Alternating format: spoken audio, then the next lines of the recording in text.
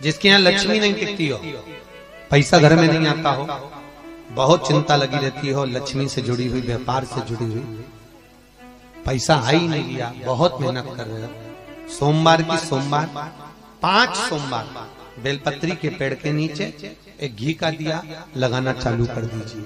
शाम के समय थोड़ी सी मिट्टी बेलपत्री के पेड़ के नीचे की उठा कर लिया, घर के अंदर लाकर इतनी सी मिट्टी लाकर पटक दीजिए। 5 सोमवार करके देखो, छठे सोमवार पे करने की जरूरत नहीं पड़ेगी, व्यापार अपने आप बढ़ना चालू हो जाएगा। लक्ष्मी शाम के समय पर प्रतिदिन बेलपत्र के पेड़ के नीचे बुआरी लगाने जाए। श्री शिवाय नमस्तुभ्यं। आराधना में तुम लीन हो। महाराज दुनिया के लोग नहीं समझते कि शंकर पर जल चढ़ाने का क्या लाभ है।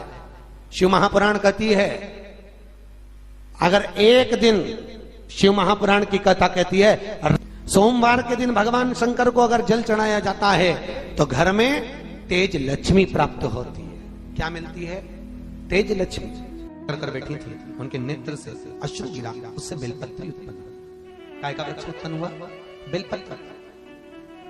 पूरी दुनिया में केवल एक बेलपत्र का वृक्ष कैसा होता है जिस वृक्ष के नीचे माता लक्ष्मी शाम के समय पर बुआरी लगाने के लिए जाती है, झाड़ू लगाने के लिए। बेलपत्री के पेड़ पर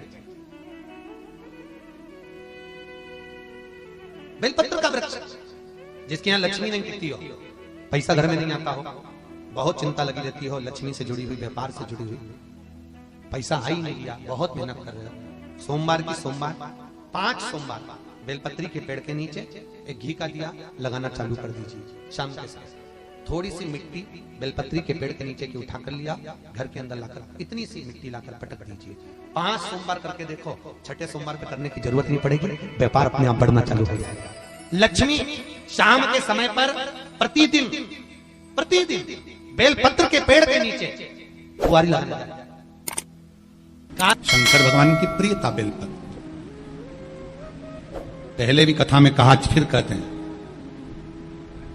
जिस व्यक्ति के जीवन में धन, संपदा, वैभव, सत्ता, लक्ष्मी की थोड़ी भी कमी दिखती हो, उसको बेलपत्री के वृक्ष का पूजन चालू कर देना चाहिए। जाओ सोमवार के दिन बेलपत्र वृक्ष के नीचे जल चढ़ाकर, जल का सिंचन कर कर, उसी बेलपत्र के नीचे शाम के समय पर संध्या काल में, प्रदोष काल में भगवान देवाधिदेव महादेव गौरी शंकर का स्मरण करो। बेलपत्र की जड़ की ओर, बेलपत्र की तना की ओर, बेलपत्र के वृक्ष की ओर तुम्हारा मुख हो। कोई आसन नहीं, कोई आसन नहीं, केवल बेलपत्र के वृक्ष की ओर तुम्हारा मुख हो। जहां बेलपत्री का वृक्ष है उसके नीचे बैठकर, उसकी छाया में, उसकी ओट में पंचाक्षर मंत्र नमः शिवाय, या फिर षडाक्षर मंत्र ओम नमः शिवाय, या फिर श्री शिवाय नमस्तुभ्यम का स्मरण कर कर अपने हृदय की बात गौरी शंकर से, महादेव से कहे। शिव महापुराण की कथा कहती है, 7 दिनों में एक दिन सोमवार का ऐसा होता है जिस दिन 33 कोटि देवी देवता बेलपत्री के वृक्ष के नीचे बैठकर भगवान शंकर और पार्वती का स्मरण करते हैं और शिव पार्वती उनकी झोलियां खुशियों से भरते हैं। देवता भी जिनका भजन कर रहे हैं वो बेलपत्री के वृक्ष के नीचे। लक्ष्मी, मां लक्ष्मी भी बेलपत्र के वृक्ष के नीचे निरंतर विराजमान होती है।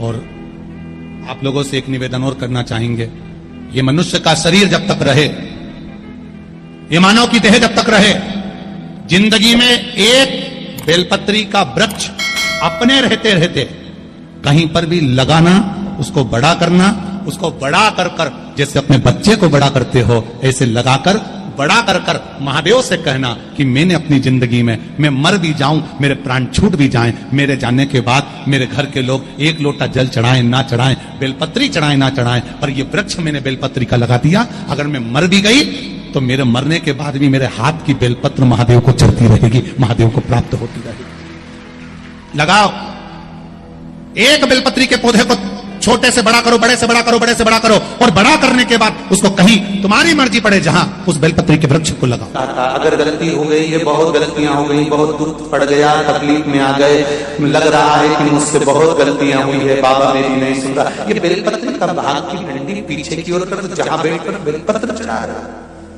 पत्ती का मुख अपनी और डंडी का मुख सामने। शिव की कुछ आराधना है, मेरे भोले बाबा की कुछ आराधना है। खाली ना जाता कोई, खाली ना जाता कोई, दर से तुम्हारे मैं भी खड़ी हूं